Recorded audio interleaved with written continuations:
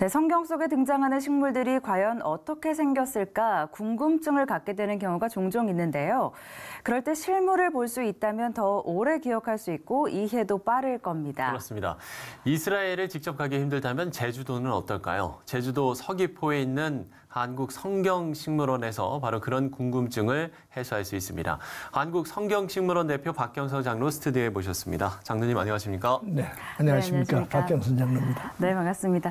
저도 기사로 접한 적이 있습니다만은 네. 정말 꼭 한번 가보고 싶다 이런 생각을 했었던 기억이 나는데요.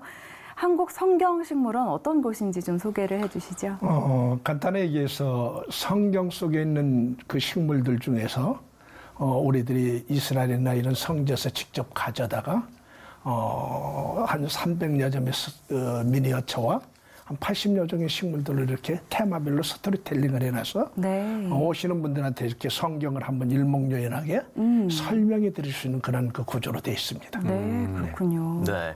가장 먼저 일단 궁금증이 드는 게요. 아무래도 이제 이스라엘하고 우리나라는 이제 뭐 기후도 다르고요. 네. 뭐 토양도 좀 다르고 이런 것들 때문에 과연 우리나라에서도 좀 잘 자랄 수 있을까? 이런 좀 궁금증이 들거든요. 네, 제가 가장 많이 이제 듣는 질문 중에 하나가 그런데요. 네, 그렇군요. 그래서 이제 전국을 이제 저도 오래전서부터 이렇게 다니면서 식물원으로 적합한 데를 좀 찾아봤는데 그나마 이제 제주도가 이제 기후가 따뜻하고 그래서 아열대 식물이 자라는데 조금 도움이 됩니다. 그래서 제주도로 가서 식물원을 하게 됐던 것이고요. 저 혼자 내려가서 지금까지 하고 있습니다. 한 7년째 지금 하고 있습니다. 아, 그러면 이제 그 기후와 토양이 가장 비슷하기 때문에 그래서 이제 제주도로 가신 거군요. 그래도 제주도에서도 네. 겨울 되게 되면 식물이 하우스에서 나오지 못하는 식물들이 있어요. 네. 예를 들어서 이제 여리고 지역이나 이스라엘 남쪽 지역에 거기에 사는 식물 뭐 돌무화과라든지 그다음에 사해 지역에서 사는 이제 소돔사과라든지 이런 그 에셀나무 그 저쪽 남쪽 지역에서 사는 에셀 로뎀나무 이런 식물들은 제주도에서도 겨울에 하우스 안에서 보존을 해야 됩니다. 네. 밖으로 나오지를 못합니다. 그 식물들은 한국의 바깥 기후를 잘 모릅니다. 네. 그렇군요. 한국의 매서운 추위를 아직 모르는군요. 네. 그런데 이런 사실 식물들을 키우는 것도 쉽지 않은 일이겠지만 이 식물들을 어떻게 수집하시는지도 좀 궁금한데요. 그러게요. 그것도 또 이제 많이 듣는 질문인데 사람들이 다 생각하는 게 똑같은 것 같습니다. 성경에는 한 124종의 식물들이 있습니다. 네. 그 124종의 식물들을 다 이스라엘에서 좀 가져왔으면 좋겠는데 가져오는데 한계가 있습니다. 때로는 이렇게 그 과수 종류 같은 경우는 우리나라 과수 농가를 보호하기 위해서 가져오지 못할 수 있는 그런 것들도 있고요. 여러 가지 어떤 그 법적인 문제들도 좀 있습니다. 그래서 이제 저는 이제 그런 것들을 절차를 이제 밟아가면서 가져오는데 그래도 어려움이 많아요. 때는 이제 씨앗 조금만 가져와도 뭐 어떤 씨앗은 작은 것은 뭐 100알까지 가져올 수가 있고 뭐 이제 조금 굵은 씨앗은 50알 이상 가져오면 전부 다 폐기 처분해야 되고 뭐 이런 부분들이 좀 있어서 그 이제 선교사님들과 이런 분들이 많이 도와주시는데 이스라엘에 가게 되면은 텔아비브 공항에 이렇게 그 한 20분 거리에 레오트 캐두민 파크라고 하는 성경식물원이 있습니다. 거기에는 성경시대 때 식물들이 그냥 자라요. 우리는 하우스가 필요하지만 그냥 하우스가 필요 없습니다. 그냥 자랍니다. 그래서 거기 가면은 뭐 엄청나게 큰 식물들 우리들이 이제 볼 수가 있는데 거기하고 저희들이 2008년도에 자매결연을 이렇게 맺었어요. 그래서 2008년도에 우리가 그 프렌드십 세레모니를 했고 그랬었는데 지금은 이제 거기 가서 이제 그 식물들을 가져오고 씨앗들을 가져오고 이렇게 하는데 제가 지금 한 열흘 동안 이스라엘 갔다 지금 어제 저녁에 왔습니다. 그래서 지금 바로 또 방송이 약속이 돼 있어서 지금 바로 지금 와 있습니다. 그래서 이번에도 이번에도 그런 식물 씨앗과 그런 것들을 좀 가져왔습니다. 그렇군요. 그러시군요. 그 성경에 124종의 식물들이 이제 언급되고 있다고 말씀을 하셨는데 사실은 이 꽃과 식물에 관심이 많으신 분들은 이스라엘 성지순례에 가서도 그 부분에 굉장히 많이 관심을 가지시더라고요. 그런데 앞서서 말씀드렸지만 모두가 다 이스라엘에 가기는 어렵잖아요. 제주도에 가면 이런 것들을 만날 수 있다는 사실을 굉장히 반가워하실 것 같은데 관람객분들의 반응은 좀 어떤가요? 이제 대부분 이제 저희들이 이제 그 예약제로 이렇게 하는데 제가 또 자리를 비웠을 경우에는 좀 힘드니까 오시는 분들마다 참 관심 있어서 오시니까 그 식물 속에 있는 그런 어떤 그 메시지를 들으면 참 은혜스러워하고 아주 좋아하더라고. 또 입으로 이렇게 전달들을 해서 네. 많은 분들이 제주도 오시면 오셔요. 두 분은 모르시는가 봐요. 저희요. 저희도 꼭 한번 가보겠습니다. 한번 오세요. 네. 저희도 뭐 당연히 이스라엘을 가는 것보다 제주도를 가는 게 조금 더 편하겠죠. 비용 면에서 훨씬 낫습니다. 그렇습니다. 네. 예, 꼭 한번 가보도록 하겠습니다. 네. 아마 이 질문도 좀 많이 받으셨을 것 같아요. 장로님이 이제 이런 식물원을 만들어야겠다 생각하신 이유, 네. 어떤 이유에서였습니까? 네, 저도 이제 그것 때문에 이제 식물원을 이제 하게 됐던 것이고요. 이제 성경론을 이렇게 넘기다 보니까 이제 식물이 눈에 들어왔고요. 네. 근데 식물 속에 어떤 메시지가 있을 것 같은데. 그런데 식물이 괜히 이렇게 이름이 이렇게 성경 속에 나열되지는 않았을 것 아닌가. 그래서 성경의 사건들 에덴 동산에서 뭐 이게 아담과 하와가 뭐 선악과를 따먹고 이것도 쭉 이제 궁금증이 생기기 시작하는 것이죠. 그래서 이제 창세기부터 요한계시록까지 이렇게 성경을 넘겨다 보니까 제 눈에 이제 식물이 가득 차는 것이죠. 야, 궁금해지니까 이제 참을 수 없잖아요. 네. 그렇죠. 그래서 이제 자료를 찾아보고 국내에서 자료를 구해보고 그런데 국내 성경 식물이나 이런 어떤 기독교 문화적인 자료가 좀 빈약합니다. 그래서 이제 방법은 이제 이스라엘로 날아가는 방법밖에 없겠다. 네. 그래서 이제 이스라엘에 날아가는 바로 것이죠. 가셨군요. 가서 이제 거기에 있는 그 선교사님들한테 이제 좀 부탁을 해서 그런 그 식물을 전문으로 하는 식물원들을 찾아다니면서 이제 식물 공부를 하게 되는 것이죠. 거기에 이제 빠져드니까 빠져나오지는 못하는 것이죠. 그래서 지금까지 이렇게 하고 있는데 그 식물마다 메시지들이 있습니다.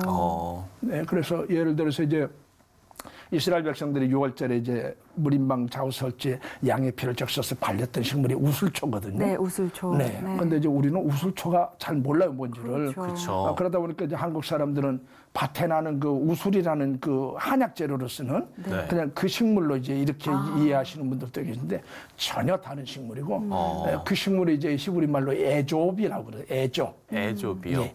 에조 또는 에조브 이렇게 이제 늘리기도 하는데 이제 똑같은 말입니다만 그게 지나가다라는 뜻이 있습니다. 거기에도 또 그런 뜻이 있군요. 그러니까 6월절 무림방 좌우설치에 양의 피를 갖다가 우슬초로 에조브로 이렇게 적셔서 뿌림으로 인해서 애굽의 그 장자들을 죽이는 6월절 그 밤에 하나님의 죽음의 사자가 고센 땅에 있는 이스라엘 백성들의 피 뿌려져 있는 우슬초로 애좁으로 피 뿌려져 있는 이스라엘 백성들의 그 집은 지나갔다.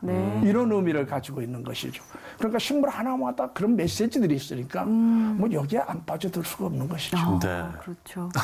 어떻게 보면 그냥 스쳐 지나갈 수 있는 식물의 그냥 이름인데 그 안에 메시지가 담겨 있다고 하니 성경을 이해하는 폭이 훨씬 더 넓어지겠다라는 생각이 드는데요. 그만큼 성경 식물원이 주는 유익이 있겠죠? 네, 그래서 이제 저도 그것 때문에 하는 거고 유익은 그겁니다. 메시지를 듣는 것이고 메시지를 전하는 것이고 그래서 뭐 몇 가지만 한두 가지만 잠깐 말씀을 드리자면은 우리가 그 많이 알고 있는 그 솔로몬 뭐 성전 건축했던 백향목 있지 않습니까? 이 식물은 아주 높이가 25m까지 자라서 아주 수려합니다. 아주 향도 좋고요. 그런데 이제 유대인의 문화에서는 이제 그 식물은 교만을 상징하는 것입니다. 대신 아까 방금 말씀드렸던 무림방 좌우설 때 핏불했던 우슬초는 겸손을 상징하는 식물이고요. 그다음에 우리가 많이 알고 있는 오역된 식물 중에 하나입니다만은 대추야자. 그러니까 그걸 히브리 말로 타마리라고 그래요. 타마르라고 그러는데 그 타마르라는 식물을 우리는 종려나무라고 번역을 해버렸어요. 그게 이제 중국 성경의 이름을 그대로 우리가 차용하는 데서 이제 원인이 있는 건데 그게 종려나무는 이스라엘이 없고 이제 대추 야자나무라고 하는 게 우리말로는 맞고요. 정 안 그러면 이제 히브리 말로 타마르라고 하는 게 맞죠. 이 타마르 같은 것은 의인은 종려나무 같이 번성하며 말씀들을 많이 우리가 외우고 있지 않습니까? 그 의인을 상징하는 것이고. 그다음에 이제 탕자가 먹었던 지엄나무는 아주 그 먹을 것이 하나도 없는 아주 최악의 상태 궁핍함을 상징하는 것이고. 그다음에 이제 그 로뎀나무 엘리야가 브엘세바 강야에서 거기 쓰러져 있었던 로뎀나무는 이것 좀 한국계가 좀 고쳐졌으면 좋겠어요. 이해는 저는 됩니다만은 로템이 그게 이제 히브리 풀네임으로 얘기하게 되면은 로템하 미드바르라고 그러거든요. 로템하 미드바르가 광야니까 광야에 있는 그 로뎀나무라는 뜻인데 그 로뎀나무는 잎이 없어요. 그래서 광야에 뜨거운 50도 이상 오르내는 태양을 가려줄 만한 그늘이 생기질 않습니다. 거기에 쓰러져 있는 엘리야, 그래서 죽겠다라고 하나님한테 죽는 게 낫겠다라고 하소연하는 엘리야 상태는 비참한 상태거든요. 바닥치는 인생이거든요. 그래서 그 로템이 우리말로 직역을 하면은 놀라지 마세요. 시궁창입니다. 근데 이제 한국교회는 이제 그런 그 이름들을 잘 이해를 못 하다 보니까 어디는 노뎀 교회도 있고, 뭐 노뎀의 집도 있고, 뭐 노뎀의 방도 있고 이런데 그걸 좀 고쳤으면 좋겠어요. 그러네요. 이제 이런 것들이 이제 있어서 저는 그런 것들을 좀 알리고 오역된 것을 알리고 거기에는 메시지를 좀 나누고 그래서 한국교회 목회자를 비롯해서 평신도들이 많이들 오시는데 그분들하고 이런 그 식물 속에 녹아 있는 메시지를 나누다 보면은 아주 즐겁고 행복하게 살아가고 있습니다. 네. 저희가 지금 뭐 대담을 나누는 게 아니라요. 마치 장로님의 강의를 좀 듣고 있는 꼭 그 재미있는 성경 식물 이야기 뭐 이런 좀 이야기를 듣고 있을 정도로 빠져들게 되는데 지금 이제 식물원이 이제 무료로 개방되고 있는 거잖아요. 이런 게 이제 저희처럼 이제 뭐 크리스천들뿐만이 아니라 그냥 믿지 않는 사람들도 은연중에 이제 들렸다가 그야말로 뭐 복음 메시지를 전하는 이런 좀 효과도 있을 것 같아요. 네, 그렇습니다. 거기에 이제 믿는 분들의 가족들이 제주도 여행을 오실 때 온 가족이 다 믿는 분 가족도 계시지만은 믿지 않는 형제나 친척들이 같이 오시잖아요. 그분들 오십니다. 이제 우연히 그냥 왔다가 식물원이니까 왔다가 느닷없이 복음을 듣게 되는 것이죠. 그래서 한 40여 개 테마를 이렇게 한 바퀴로 쭉 돌게 되면은 1시간에서 1시간 반 정도 걸립니다. 그들은 꼼짝 못하고 1시간에서 1시간 반 정도 메시지를 듣습니다. 그래서 저는 속으로 이제 메시지를 전하면서 기도하죠. 하나님, 이분들 마음속에 하나님을 믿고자 하는 마음을 부어주셔서 정말 이분들이 여기 온 것이 그냥 왔다가 가는 것이 아니고 예수 믿고자 하는 마음이 들어가게 해주십시오. 이러고 이제 간절하게 기도하는 마음으로 이제 열심히 재밌게 전하다 보면 그들도 참 은혜 받고 좋아합니다. 또 믿지 않는 분들이 은혜스럽네요. 이런 얘기도 해요.